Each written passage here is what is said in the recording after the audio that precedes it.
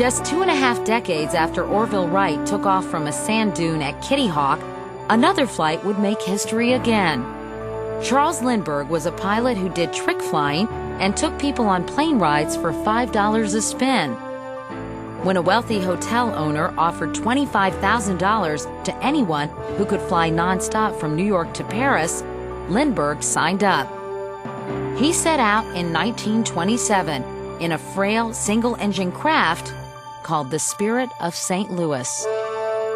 About 7:40 a.m. the motor was started, and at 7:52 I took off on the flight for Paris. I took up a compass course at once and soon reached Long Island Sound. The weather was awful. He carried only a quart of water, a sack of sandwiches, and a rubber raft. I was skimming the top of storm clouds. Sleet began to cling to the plane. That worried me a great deal, and I debated whether I should keep on or go back.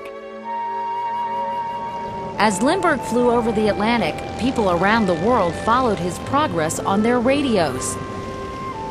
And then there was nothing to hear. Darkness set in about 8:15.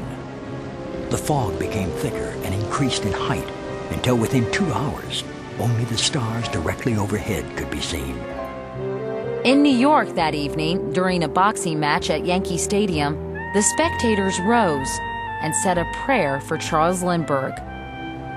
Somewhere over the Atlantic Ocean, Lindbergh struggled to stay awake. Then, miraculously, he looked down and saw some boats. I flew down, almost touching the craft, and yelled at them, asking if I was on the right road to Ireland. They just stared. Maybe they didn't hear me. Maybe I didn't hear them. Or maybe they thought I was just a crazy fool. An hour later, I saw land.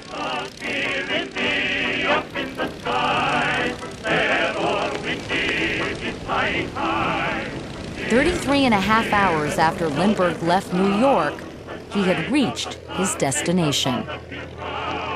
I first saw the lights of Paris a little before 10 p.m. And a few minutes later, I was circling the Eiffel Tower. The roads appeared jammed. I flew low over the field once, then circled into the wind and landed.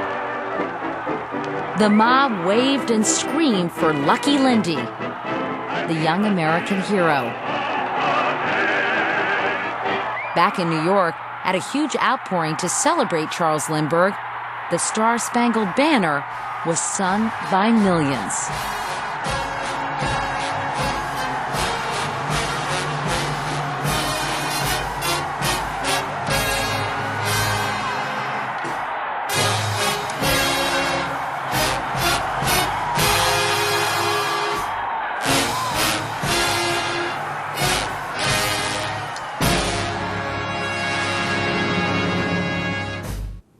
Just 4 years later, by an act of Congress, the song that so many Americans had sung during times of war and celebration was officially chosen as our national anthem.